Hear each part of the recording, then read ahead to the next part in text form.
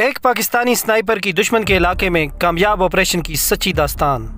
کہانی کی طرف بڑھنے سے پہلے آپ سے گزارش ہے کہ اگر آپ ہمارے چینل پر نئے ہیں تو ہمارے چینل کو سبسکرائب کیجئے، ہماری اس ویڈیو کو لائک کرتے ہوئے بیل آئیکن دبانا مت بھولیے گا تاکہ ہماری نئے آنے والی ویڈیوز کا نوٹیفیکیشن آپ کو بر وقت مل سکے۔ تو چلیے چلتے ہیں آج کی کہانی کی طرف۔ اگلے دن ہم نے صبح کی نماز کے بعد ناشتہ کیا اور پھر کرماڑ پہاڑ کے دامن میں پہنچ گئے۔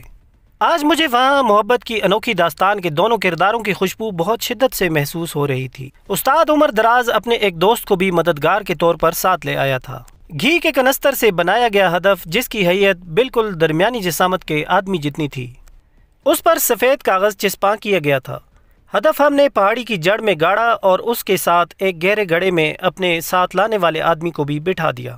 اس کا کام ہمیں گولی لگنے کی جگہ اشارے سے بتانا تھا اور پھر گولی سے بننے والے سوراخ پر گوند سے ایک چھوٹا سا کاغذ چپکانا تھا۔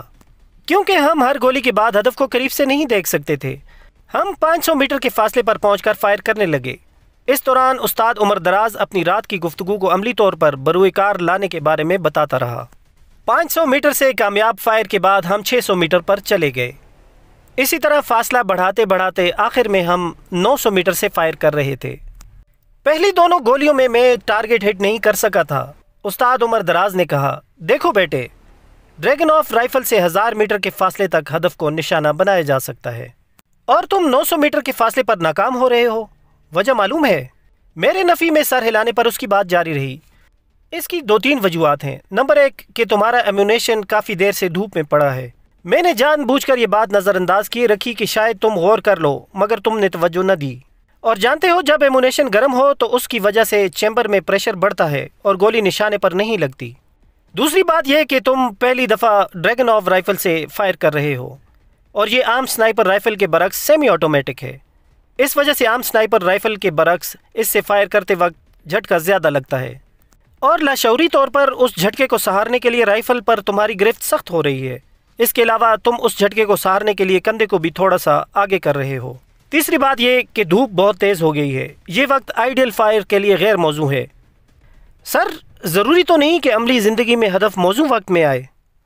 دیکھو، پہلے تم ان غلطیوں کو درست کرو جو آسانی سے درست کی جا سکیں۔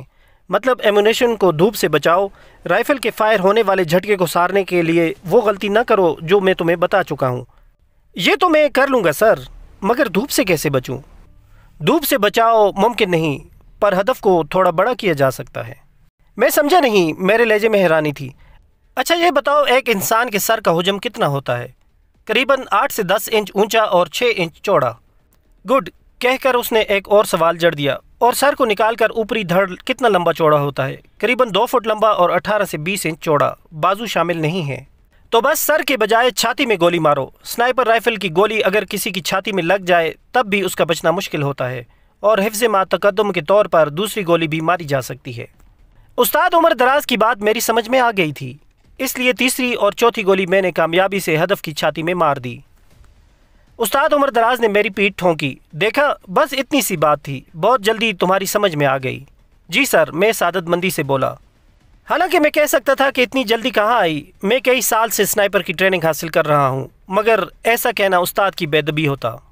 اچھا کھانا کھانے چلتے ہیں، اس نے کہا، اور میں نے اس بات میں سر ہلا دیا۔ کھانا ہم نے گھر جا کر کھایا۔ اس کے بعد ہم نے ظہر کی نماز پڑھی اور دوبارہ اسی جگہ پہنچ کر فائر کی مشق کرنے لگے۔ شام کی اذان کے ساتھ ہم نے مشق ختم کی اور گھر لوٹ آئے۔ رات گئے تک استاد عمر دراز مجھے اپنے واقعات ایسے انداز میں سناتا رہا جن میں فائر کی باریکیوں اور موقع محل کی مناسبت سے ایک سنائپر کی ترجیحات واضح ہوتیں۔ اگلے دن بھی ہم دوپہر تک مشق کرتے رہے۔ اس کے بعد میں استاد عمر دراز سے اجازت لے کر واپسی کے لیے روانہ ہوا۔ ثوابی کی حدود تک اندیکھے یوسف خان کی پرچھائیاں میری سوچ میں سرگرداں رہیں۔ اپنی یونٹ میں پہنچ کر میں اس کہانی کو ذہن سے جھٹک کر اپنے کورس کی تیاریوں میں مصروف ہو گیا۔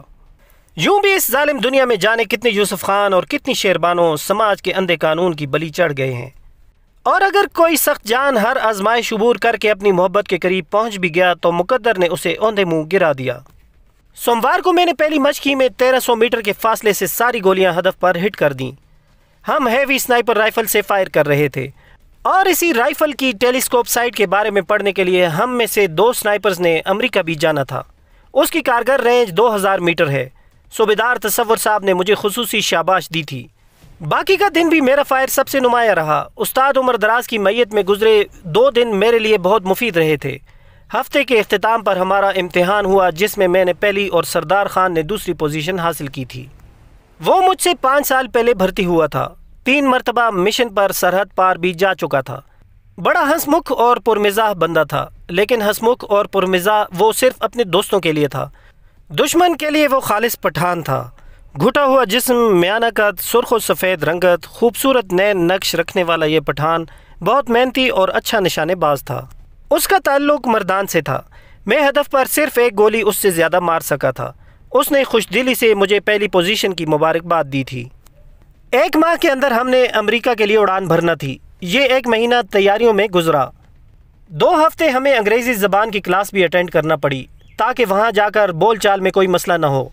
इस दौरान पासपोर्ट भी बने, वीज़ा वगैरह लगा और फिर हम जाने के लिए तैयार थे। रवानगी से 3-4 दिन पहले हमें घर जाने की इजाज़त मिली। 2-3 दिन घर गुजार कर हम वापस पहुँच गए और फिर एक दिन हम जहाज़ में बैठे अपनी अगली मंजिल की तरफ रवाना थे। हमारी मंजिल अमेरिका का साहिली शहर न्यू जर्सी था। व्यूअर्स, आज की हमारी एपिसोड अपने इख्तिताम को पहुंची। उम्मीद है आपको पसंद आई होगी। हमारी इस वीडियो को लाइक करें और अपने दोस्तों में शेयर करें।